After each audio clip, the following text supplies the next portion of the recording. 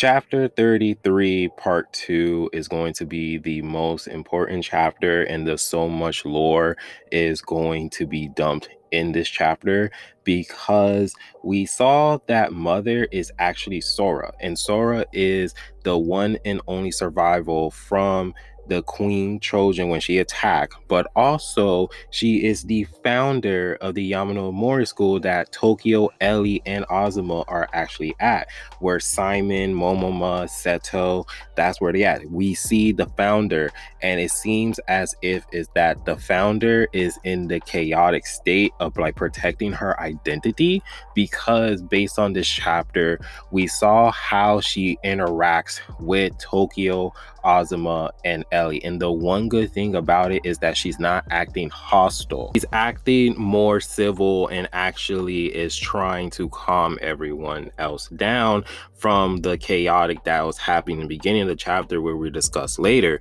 Because while she is trying to talk to them and telling them like, hey, my children, calm down, my children, this is where Tokyo kind of like breaks and snaps, because what the masked man has already told them is that, hey, look, like the Choujin powers that you have awoken actually was created by the Holy Mother with her own blood. All are her children. They are the kin to the Holy Mother, which automatically have Tokyo freaking out, because he's like, my powers, Azuma's powers, actually came from her. So the syringe that they both injected each other are the actual blood came from Mother. And at this point, we can see that the Mother is heavily focused on the Beast Choujin, which is something that it seems like this is the power that her plan for, we don't know what is have to become. But I do like how she was trying to calm everyone, and it seems like she's trying to convince them and show them the real story or the real events of what went down, because even though she is the founder of the Yamano Mori, she probably thinks that these people probably don't know the real history or the fabricated history, and also as well tries to go ahead and convince them and show them like the things that she is doing is pretty much the correct way. It might not seem like it might seem very, very weird and cult like and demonic like how she is doing with her followers, as we saw like a whole bunch of like skeleton weird beast look like people that we saw when we first got introduced to her chaotic form, or her like where Ellie was when she landed on, you know, those bones like skeleton Choujins.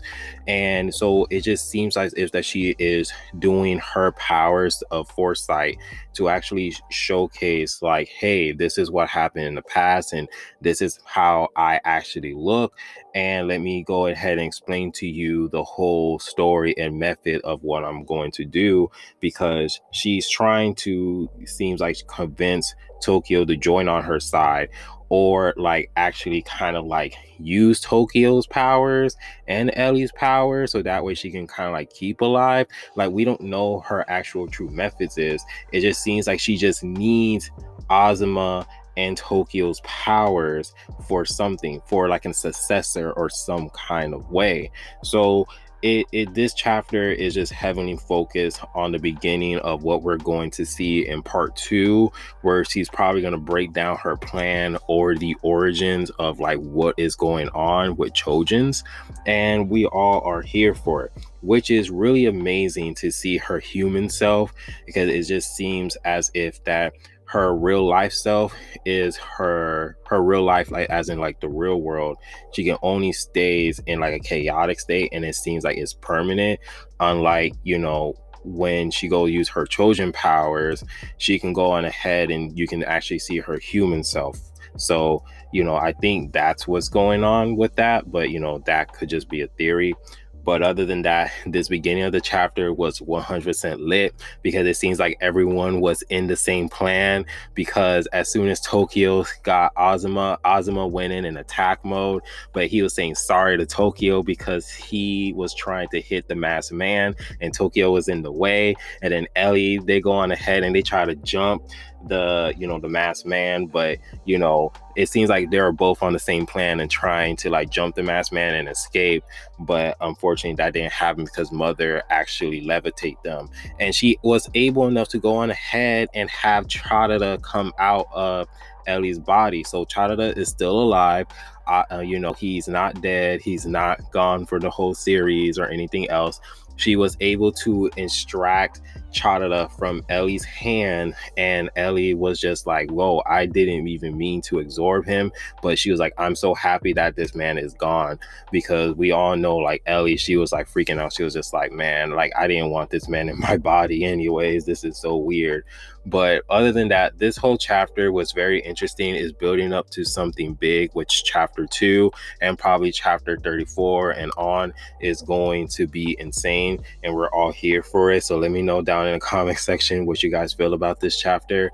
I'm still mind blown that the founder, the Yamano Mori, is actually Mother. So there's just a lot of things that's going on. But if you guys do like the video, please give it a like, subscribe, and remember, always be decent and be safe. And yeah.